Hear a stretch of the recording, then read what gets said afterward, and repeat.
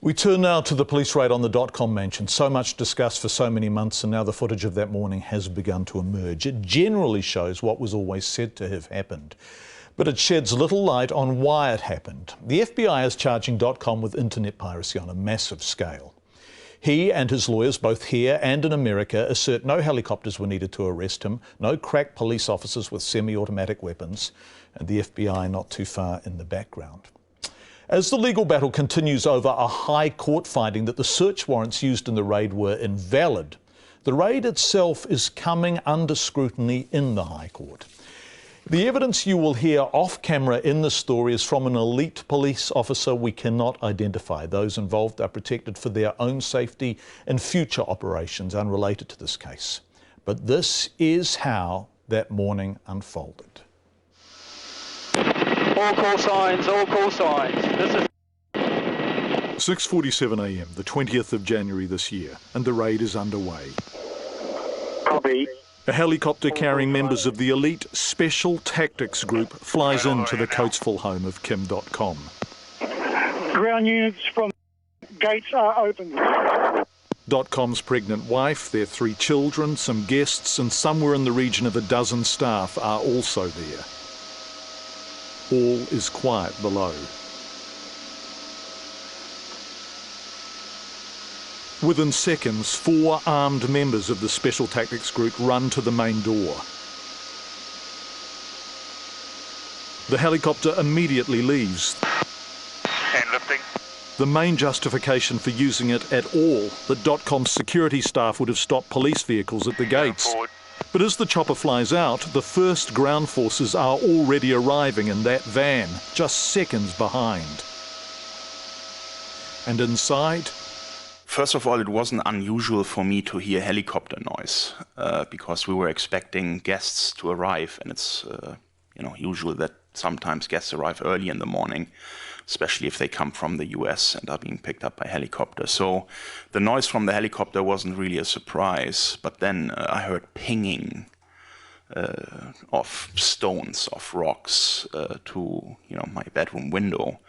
My shields were down, so I couldn't see outside what was happening. And then shortly after, within a few seconds, I had a heavy banging on my door. Gate.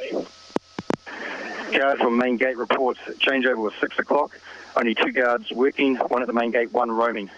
The helicopter is circling above, not directly involved any longer. It was recording police comms, the sound of the raid as it unfolded.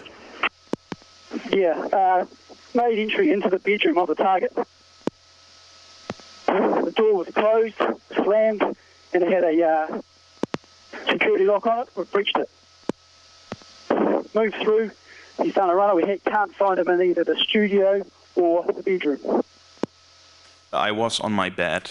Once the banging started, I pressed an alarm button that is situated right at my bed, that was installed in cases of emergency. When I press that, it automatically sends a signal to all security guards and Mr. Tempero's room, including SMSs to everybody, informing them that there is an alert.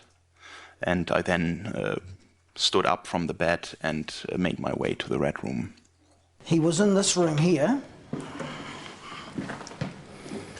which we call the Red Room. And the reason will be obvious in a moment when I open the door. Wayne Tempero, Dotcom's head of security. This footage wasn't played to the court, it's from our interview in February. But what has been learnt in court is that despite knowing of the room's existence, having the plans, and the door to the room not being locked, it still took 13 minutes for the police to find Dotcom here. I was sitting in front of that pillar in that room, and then I heard loud banging noises, and I was just scared and worried.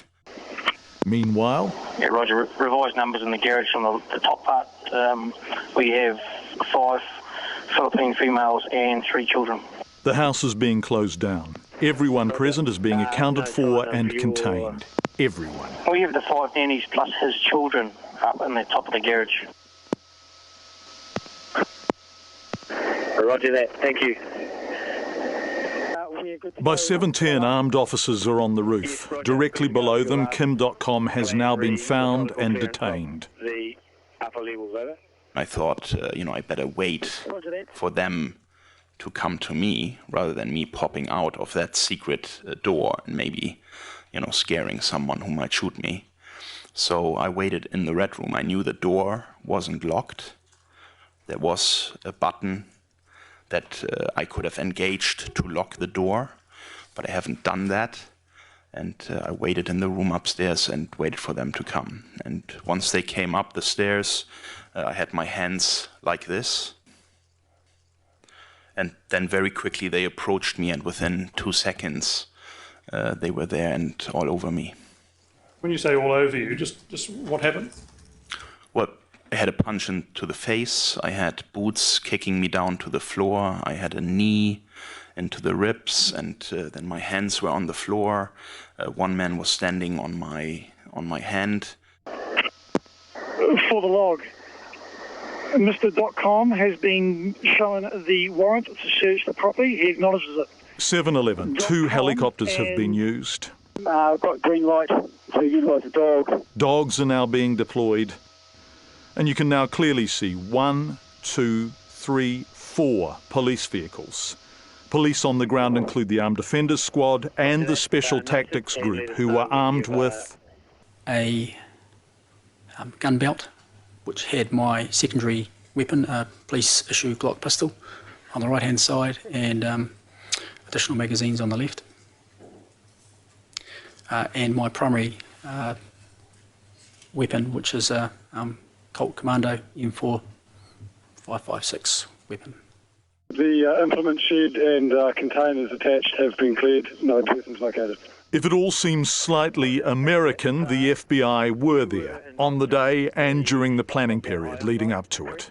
Were any FBI officers present at any stage in your dealings with this matter during the week of the, what was it, the 16th of January?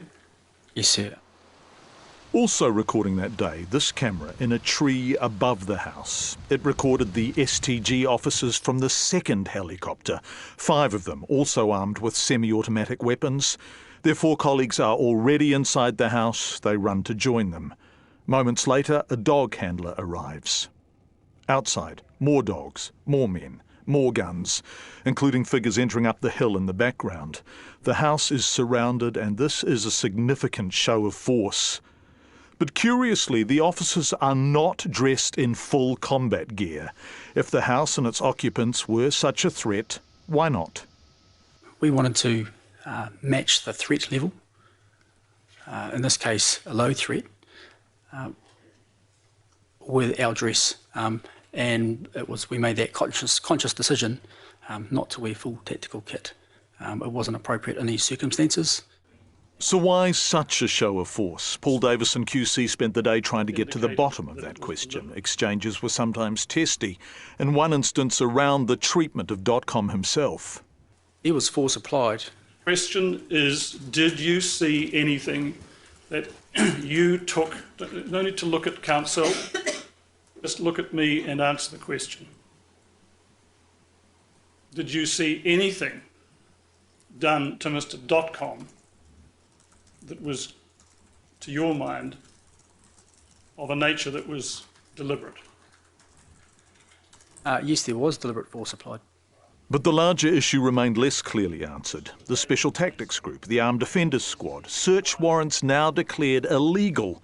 What was behind such a large and pointed operation that morning? The police say... Primary objective: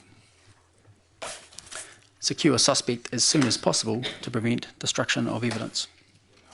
But Dotcom replies he couldn't have destroyed evidence even if he wanted to, because the FBI had seized their servers before the raid.